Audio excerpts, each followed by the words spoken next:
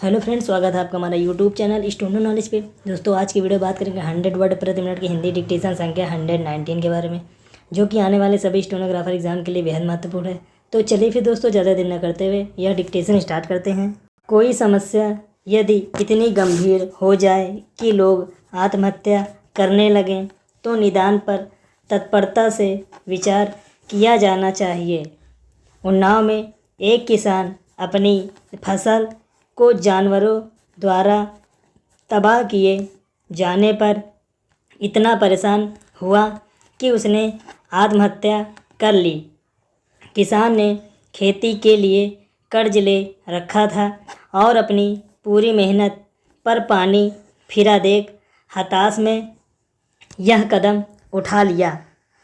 फसलों में किसानों की अनगिनत उम्मीदें छिपी होती हैं और वे किसी भी कीमत पर उसे बर्बाद होना बर्दाश्त नहीं कर पाते। किसानों में बेसहारा पशुओं का कितना भय होता है, इसे इसी बात से समझा जा सकता है कि कड़कड़ाती ठंड में रात में भी वे खेतों में जाग जाग करके फसल की रखवाली कर रहे हैं। इसके सिवाय उनके पास कोई चारा नहीं बचा है। प्रशासनिक अधिकारियों के पास भी इसका कोई निदान नहीं, जिस वजह से अब किसानों का आक्रोश मुखर होने लगा है।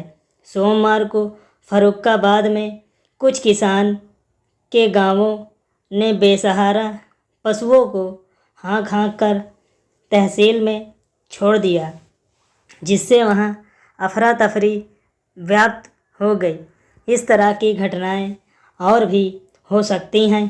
पूस और माघ की रात में खेतों पर रत जगह करने वाले किसान इस बात का प्रमाण है कि बेसहारा पशुओं की रोकथाम के लिए शुरू की गई योजनाएं या तो नाकाफ़ी हैं या फिर उनका क्रियान्वयन सही तरीके से नहीं किया जा रहा है।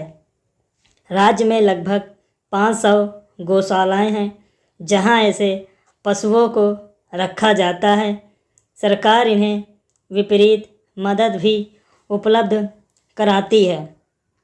इन गौशालाओं का निरीक्षण कर देखा जाना चाहिए कि वहां की स्थिति क्या है, क्या क्षमता के अनुरूप पशु वहां रखे गए हैं। मुख्यमंत्री योगी आदित्यनाथ के निर्देशों पर शासन के अधिकारियों ने जिले में जाकर निराश्रित पशुओं की समस्या पर बैठकें शुरू की हैं, लेकिन ज़रूरत को ठोस कदमों की हैं। अब तक शुरू की गई योजनाओं की भी एक बार फिर से समीक्षा की जानी चाहिए। पशुओं के प्रति हमें संवेदनशील अवश्य रहना चाहिए, लेकिन किसानों की फसल की रक्षा भी राज्य सरकार की जिम्मेदारी है, जो प्राथमिकता पर होनी चाहिए। पैराग्राफ। केंद्रीय कानून मंत्री किरण रिजिजू की ओर से सुप्रीम कोर्ट के मुख्य न्यायाधीश को इस आशय का पत्र लिखा जाना चाहिए कि देश का ध्यान खींचने वाला है कि उसने कॉलेजियम में सरकार के प्रतिनिधियों को भी शामिल किया जाए। उनका सुझाव है कि जैसे सुप्रीम कोर्ट कॉलेजियम में केंद्र सरकार के प्रतिनिधियों को शामिल किया जाना चाहिए, वैसे ही हाई कोर्ट कॉलेजियम में राज्य सरकार के प्रतिनिधियों को भी। पता नहीं उनके पत्र पर सुप्रीम कोर्ट के मुख्य न्यायाधीश की क्या प्रतिक्रिया होगी, लेकिन यह समझा जाना चाहिए कि उच्चतर न्यायपालिका में न्यायाधीशों की नियुक्ति की वर्तमान व्यवस्था न तो संविधान सम्मत है और न ही लोकतांत्रिक मूल्यों के अनुकूल। न्यायाधीशों की नियुक्ति की व्यवस्था में इसलिए संशोधन परिवर्तन किया जाना चाहिए क्योंकि राष्ट्रीय न्यायिक नियुक्ति आयोग को खारिज करते समय सुप्रीम कोर्ट ने इस व्यवस्था में सुधार की आवश्यकता रेखांकित की थी। देश नहीं जानता कि क्यों नहीं हुई। कॉलेजियम व्यवस्था का निर्माण संविधान ने नहीं किया, इसका निर्माण स्वयं सुप्रीम कोर्ट ने किया और ऐसा करके न्यायाधीशों की नियुक्ति और स्थानांतरण का अधिकार पूरी तौर पर अपने हाथ में ले लिया। ऐसा विश्व के किसी प्रतिष्ठित लोकतांत्रिक देश और यहाँ तक कि ब्रिटेन और अमेरिका में भी नहीं होता। आखिर जब किसी देश में न्यायाधीश ही न्यायाधीशों की नियुक्ति नहीं करते तो भारत में ऐसा क्यों होना चाहिए? यह वह प्रश्न है जिसका कोई स्पष्ट उत्तर देने के स्थान पर इस तरह के खोखले तर्क दिए जाते हैं कि यह धारणा गलत है कि भारत में न्यायाधीश ही न्यायाधीशों की नियुक्ति करते हैं। ऐसे तर्क देकर सच से मुंह नहीं मोड़ने की कोशिश की ही जाती है। समस्या केवल यह नहीं कि कॉलेजियम व्यवस्था संविधान की भावना के प्रतिकूल है, समस्या यह भी है कि यह अपारदर्शी है। इसमें जवाबदेही का भी अभाव है।